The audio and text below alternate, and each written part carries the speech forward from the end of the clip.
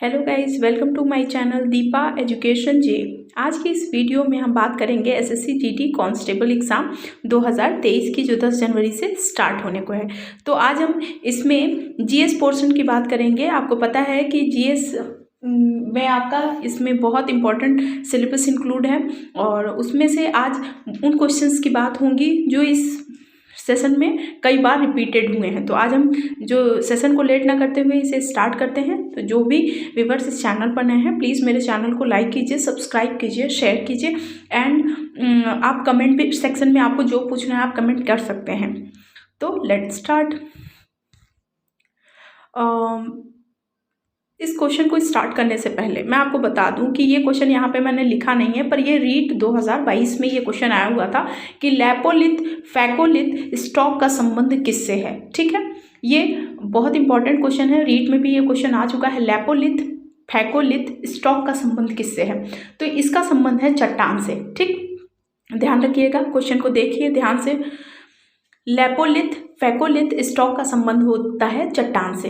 अब चट्टान की बात करें, क्योंकि देखिए यहाँ पर मैंने एक लाइन में आंसर बता दिया। अब आंसर से संबंधित कुछ इंपॉर्टेंट नोट है जो आपके एग्जाम के पॉइंट ऑफ व्यू से भी इंपॉर्टेंट है। अब देखिए, चट्टान की अगर बात करें तो ये 3 प्रकार की होती है: आग्नेय चट्टान, अवसादी चट्टान और कायांतरित चट्टान। ध्यान रखिएगा, आपसे आप आग्नेय चट्टान या अवसादी या कायांतरित पूछ ले तो आप बताएंगे कि ये चट्टान होती है, चट्टान के प्रकार होते हैं।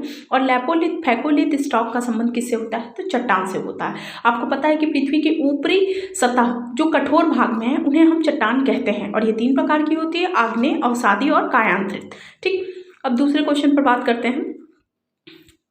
तो दूसरा क्वेश्चन है कि आगरा का किला तथा दिल्ली का लाल किला, ध्यान रखिएगा इंपॉर्टेंट है, दिल्ली का लाल किला और आगरा का किला किन पत्थर से निर्मित है? तो देखिए, बलुआ पत्थर नामक अवसादी चट्टानों से ये निर्मित है। पहले ध्यान रखिएगा, अवसादी चट्टान मैंने आपको बताया कि चट्टानों के प्रकार हैं और ये बलुआ पत्थर नामक अवसादी चट्टानों से बना है। अगर आपसे इंपॉर्टेंट है, अगर आपसे ये पूछ ले कि दिल्ली का लाल किला किस पत्थर से, देखिए क्वेश्चन के मॉडरेट जो क्वेश्चन पूछे जा रहे हैं उनके मॉडरेशन से पता लगता है कि किस टाइप के क्वेश्चन आपकी परीक्षा में पूछे जाते हैं। अब आपके चट्टान से क्वेश्चन जो पहले बनते थे उससे थोड़ा मॉडरेट करके हो सकता है आपसे पूछ ले दिल्ली का लाल किला किस पत्थर से निर्मित है, तो आपको पता होना चाहिए कि बलुआ पत्थर नामक अवसादी चट्टानों से बना है। ठीक, अब इसका नोट हम जान जाते हैं कि खनिज तेल अवसादी चट्टानों में पाए जाते हैं। ये भी अवसादी चट्टान, मैंने आपको चट्टान के प्रकार बताए हैं।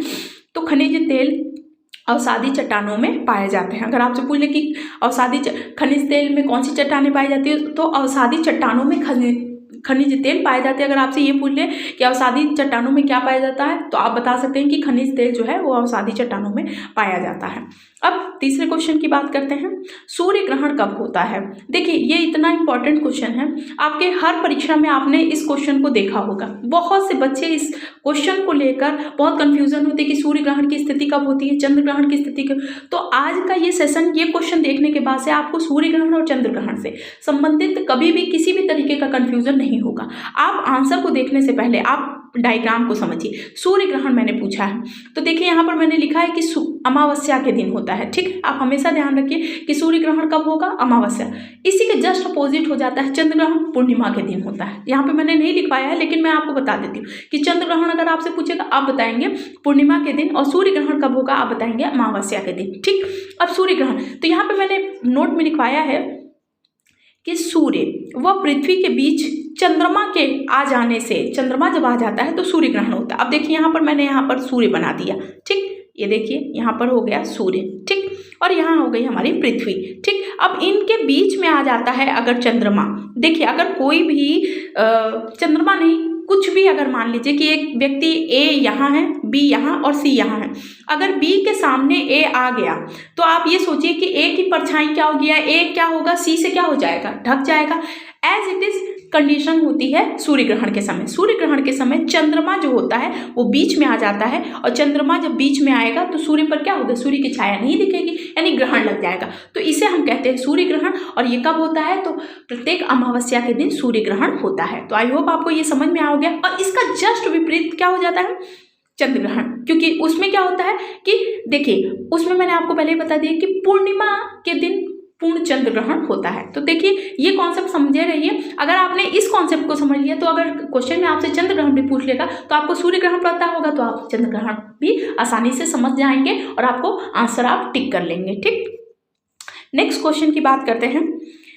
देखिए पहला क्वेश्चन है अंतर्राष्ट्रीय तिथि रेखा किसे कहते हैं। तो देखिए इसका आंसर है 180 डिग्री देशांतर को हम अंतर्राष्ट्रीय तिथि रेखा कहते हैं। देखिए इसमें अक्सर आपसे क्वेश्चन पूछता है कि लंदन की ओर जाने पर या किसी ग्रीनलैंड मतलब कोई भी देश की तरफ जाने पर पहले तो आपको विश्व में जितने भी कंट्री हैं उनकी स्थिति पता होनी चाहिए। अब देखिए यहाँ पर क्या होता है, तो 180 डिग्री देशांतर की अगर हम बात करते हैं तो आपको पहले आप इस चीज़ को समझिए। यहाँ पर मैं आपको एक चीज़ बताती हूँ कि यहाँ पर एक चीज़ आप ये समझ लीजिए, ये हो गया हमारा ग्लोब, हमारी पृथ्वी हो गई। ठीक, अब अगर हम इसको बीच से बिल्कुल इस ऐसे डिवाइड कर दें तो इसे हम पूर्वी गोलार्ध कहते हैं और इसे हम पश्चिमी गोलार्ध कहते हैं। ठीक, अब देखिए यहाँ पर दिया है कि 0 डिग्री से 180 पूर्व की ओर। अब देखिए यहाँ पर है, ये मैंने आपको बताया ये पूर्वी गोलार्ध और ये पश्चिमी माफ करिए पूर्वी देशांतर और ये हो गया पश्चिमी देशांतर।